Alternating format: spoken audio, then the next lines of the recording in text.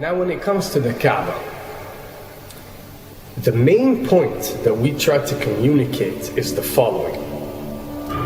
In Islam or in the Quran, God teaches that if all mankind and if all the jinn combine to sin and move away from God, then God doesn't lose one atom's worth of His kingdom.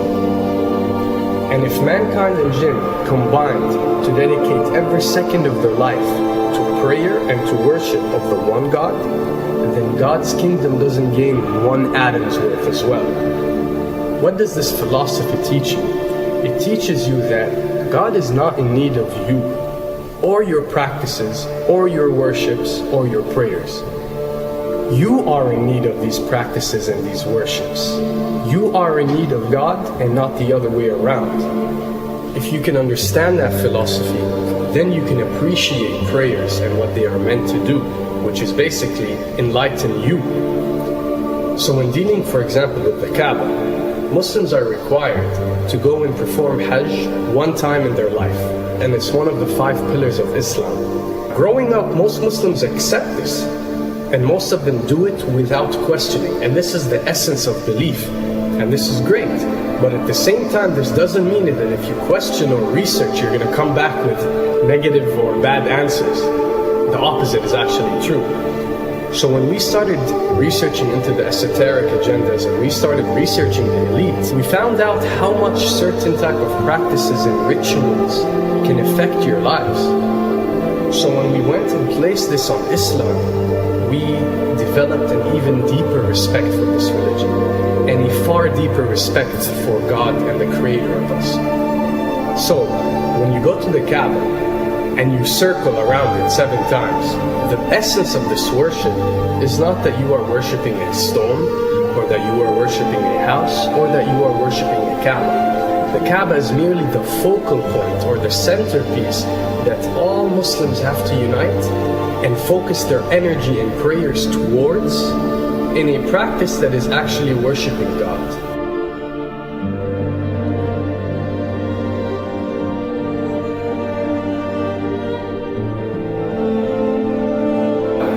Now, going in circles counterclockwise does not break you away from time and space. But the fact that the energy of the Kaaba is the strongest energy on earth and it flows counterclockwise, by you flowing in correlation with this energy, you are uplifting yourself. You are reaching spiritual levels that you rarely do experience anywhere else on earth. And the fact that you got to do it 7 times, and we are taught that there are 7 skies or 7 samawat or 7 spiritual planes, then one can discover that each circle breaks you through a spiritual plane spiritually, so you can reach the ultimate state of wisdom and spirituality. Does this mean that only Muslims can reach this level? Does this mean that if you're not Muslim you give up or you reject this information? Not at all. In essence, any one of you, regardless of what your faith is, if you are dedicating your worship and your journey to the one and only Creator and not anything created, then you are on a righteous path.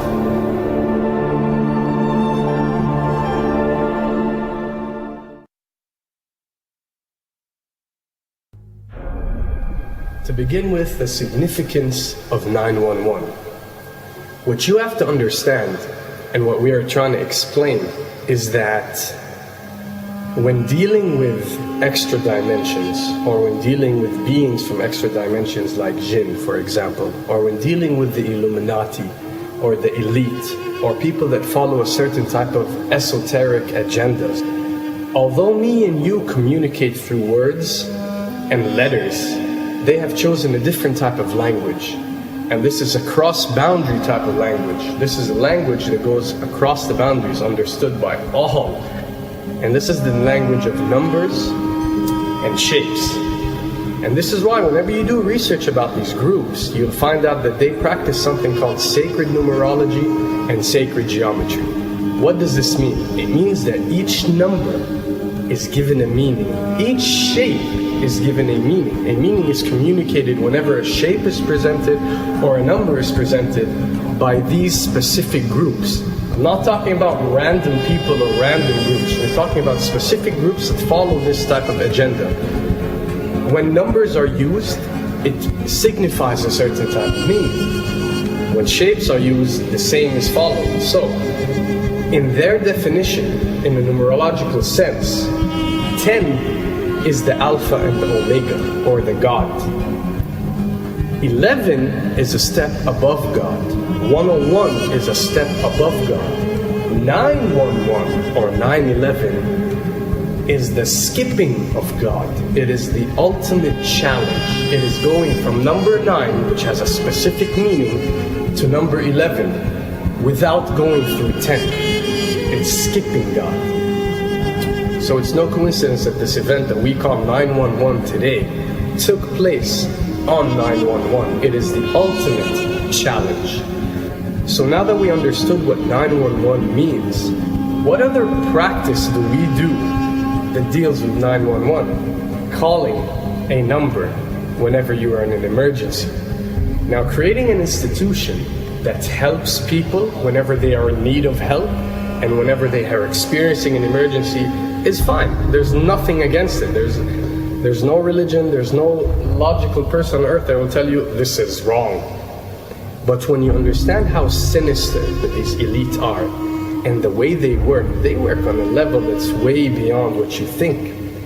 So the fact that when you're experiencing an emergency or when you are in need of help, you have to pick up a phone and dial 911, which is the ultimate numerological definition of skipping God, then you'll understand how these people work.